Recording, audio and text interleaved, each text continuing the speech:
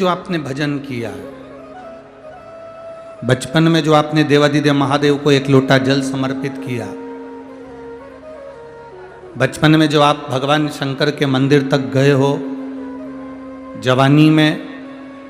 जो आपने भगवान शंकर का भजन किया है, जवानी में जो आप शिव के मंदिर तक गए हो,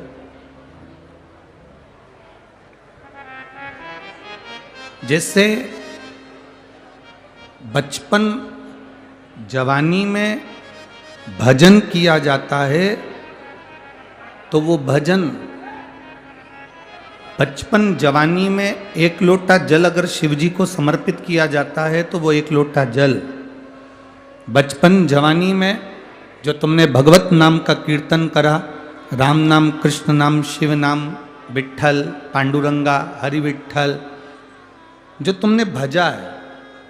भगवान का जो भजन किया, वो तुम्हारा भजन कभी भी बूढ़ा नहीं होता। तुमने जो बचपन और जवानी में जो भजन किया, वो भजन तुम्हारा कभी बूढ़ा नहीं होता।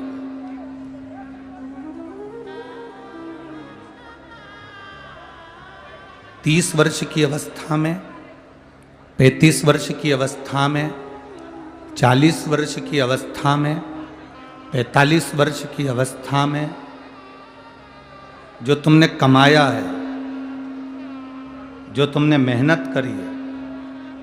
30, 35, 40 वर्ष की अवस्था में जो तुमने कमाया, जो तुमने मेहनत करी, तुम्हारी मेहनत का जो धन होगा, तुम्हारी मेहनत की जो प्रॉपर्टी होगी, तुम्हारी मेहनत का जो प्लाट होगा, तुम्हारी मेहनत की जो जमीन होगी, वो जमीन, वो धन, वो संपदा, वो प्रॉपर्टी, तुम बूढ़े भी हो जाओगे ना, तो जो तुमने 30 वर्ष की अवस्था से लेकर 45 वर्ष की अवस्था में, 50 वर्ष की अवस्था में जो तुमने कमाया है, ये प्रॉपर्टी, ये धन तुम्हारा बुढ़ापे तक तुम्हारा साथ देता है। जो तुमने 30 वर्ष की अवस्था में,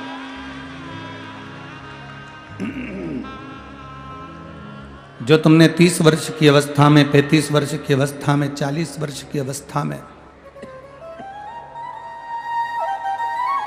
जो तुमने कमाया, वो तुम्हारा बुढ़ापे तक, आखिरी की श्वास तक तुम्हारा साथ देता है, आखिरी श्वास तक। अब जैसे 30 वर्ष की अवस्था में, 35 वर्ष की अवस्था में, 40 वर्ष की अवस्था में, 45 वर्ष की अवस्था में जो तुमने कमाया, वो तुम्हारे अंतिम श्वास तक तुम्हारा साथ देता है। उसी तरह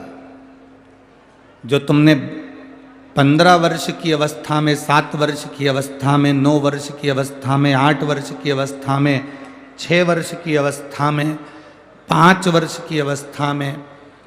40 वर्ष की अवस्था में, 30 वर्ष की अवस्था में, 25 वर्ष की अवस्था में जो तुमने अपने बाल्य अवस्था से लेकर जवानी की अवस्था तक जो तुमने भगवान का भजन किया, जो तुमने स्मरण किया, जो तुमने दान किया, जो तुमने राम नाम, कृष्ण नाम का जाप किया, जो तुमने एक लोटा जल देवादिदेव महादेव को समर्पित किया, जैसे जवानी में कमाया गया धन बुढ़ापे तक काम देता है, जवानी में खरीदी गई प्रॉपर्टी मरते दम तक, आखिरी तक काम दे जाती है, उसी तरह जवानी में किया गया भजन, बचपन में किया गया भजन तुम्हारे अंतिम क्षण तक तुम्हारा साथ दे जाता है। आखिरी श्वास, अंतिम क्षण तक, अंतिम श्वास तक, अंतिम पल तक तुम्हारा साथ देता है। कई लोग कहते हैं गुरुजी भजन करने की कोई उम्र हो,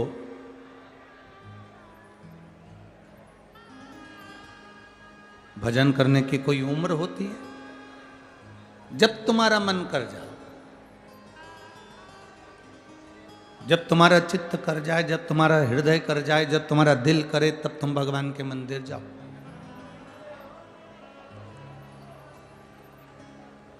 कई माताएं कहती हैं मैं रोज सवेरे 10 बजे भगवान शंकर, आवाज पकड़ रहा है।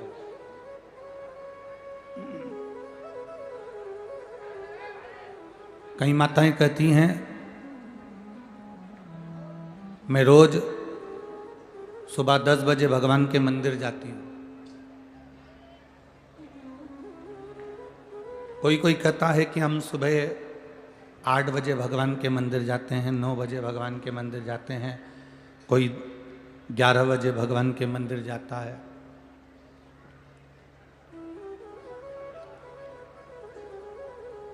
और कई माताएं कहती हैं हम 10 बजे नहीं जा पाए तो फिर हम मंदिर नहीं जा पाते। शिव महापुराण की कथा में एक बड़ी सुंदर बात लिखी है, अगर आपने स्मरण करा हो, उमा खंड को अगर पढ़ा हो तो पार्वती खंड में, उमा खंड में एक बात आती है, बड़ी सुंदर आती है। रोज 10 बजे तुम मंदिर जाते हो, रोज 9 बजे तुम मंदिर जाते हो, रोज 11 बजे तुम मंदिर जाते हो, रोज सवेरे 8 बजे मंदिर जाते हो। पार्वती खंड कहता है, उमा खंड कहता है, कभी कभी हफ्ते 2 हफ्ते में अपना समय बदल कर भगवान के मंदिर जाया करो। हफ्ते 2 हफ्ते में ऐसा समय निकालो कि हमें अपना समय चेंज करना, अपना समय बदलना। क्या होगा उससे? जो दुकान जाने वाले हैं उन दुकान जाने वालों से हम निवेदन करेंगे, जो ऑफिस जाने वाले हैं वो ऑफिस जाने वालों से निवेदन करेंगे, जो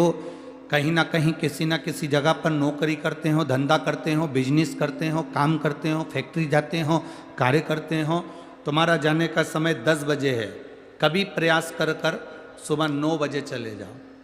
कभी प्रयास कर कर 10:30 बजे चले गए, कभी प्रयास कर कर आगे पीछे थोड़ा सा समय हफ्ते में 1-2 बार जाकर देखना। अगर आप रोज 10 बजे दुकान पर जाते हो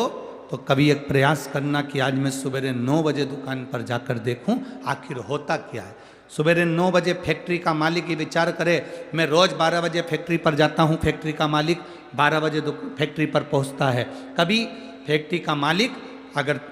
12 बजे की जगह 10 बजे 9 बजे फैक्ट्री पर जाकर खड़ा हो जाए। अपने व्यापार को जो तुम 1 बजे देखते हो, 2 बजे देखते हो, कभी समय चेंज कर कर सुबह 11 बजे पहुंच गए, कभी 10 बजे पहुंच गए। जब वहां जाकर पहुंचोगे तब तुम्हें अंदाजा लगेगा कि वहां तुम्हारे नहीं रहने पर या तुम समय पर जाते हो उस समय तो सब कुछ अच्छा मिलता है, पर जब तुम समय से हटकर जाते हो तो तुम्हें अंदाजा लगेगा कि जो तुम देखोगे कि मेरा कितना घाटा हो रहा है या मेरा कितना फायदा हो रहा है वो तुम्हें सम्मुख में नजर आएगा, वो तुम्हें सामने दिखेगा।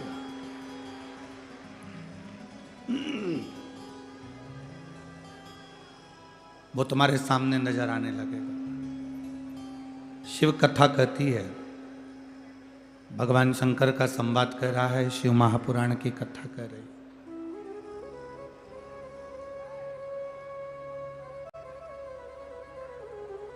रोज 10 बजे मंदिर जाते हो,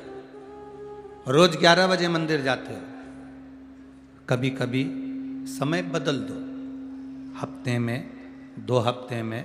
15 दिन में, महीने भर में समय चेंज कर दो। क्यों? तो तुम्हें महसूस होगा, तुम्हें लगेगा कि आज मैंने समय बदला,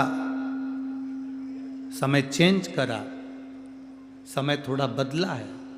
तो मैं जल्दी महादेव के पास अगर पहुंच गई हूं या मैं कुछ देरी से देवाधिदेव महादेव के पास पहुंच गई हूं तो तुम्हें महसूस होगा कि कहीं ना कहीं महादेव की कृपा तुम पर बरसी जरूर है। थोड़ा बदलना जरूरी है, थोड़ा बदलाव जरूरी।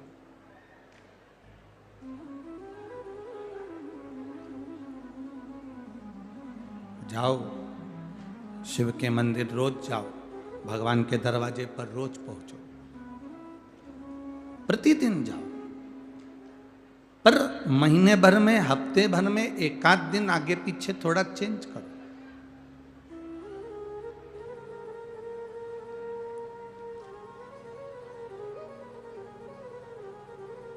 रोज देवाधिदेव महादेव को जल चढ़ाते हो, प्रतिदिन भगवान शंकर को जल चढ़ाने के लिए जाते हो, कभी कभी थोड़ा सा बदलाव कर कर देखिए, थोड़ा सा बदलाव। एक दिन महादेव को जल चढ़ाने के लिए गए, हो सकता है कभी कभी तुम्हारे साथ भी होता हो कि आज लोटा भूल गए, जल भूल गए या कोई बेलपत्र भूल गए, तो फिर करना क्या है? आज अगर हम पात्र लेकर नहीं आए, जल लेकर नहीं आए, लोटा लेकर नहीं आए, मंदिर में नहीं पहुंचे हैं या कोई सामग्री लेकर नहीं आए हैं, तो उस समय पर, उस जगह पर फिर आप प्रयास करना कि जो मंदिर में सेवा मिल जाए,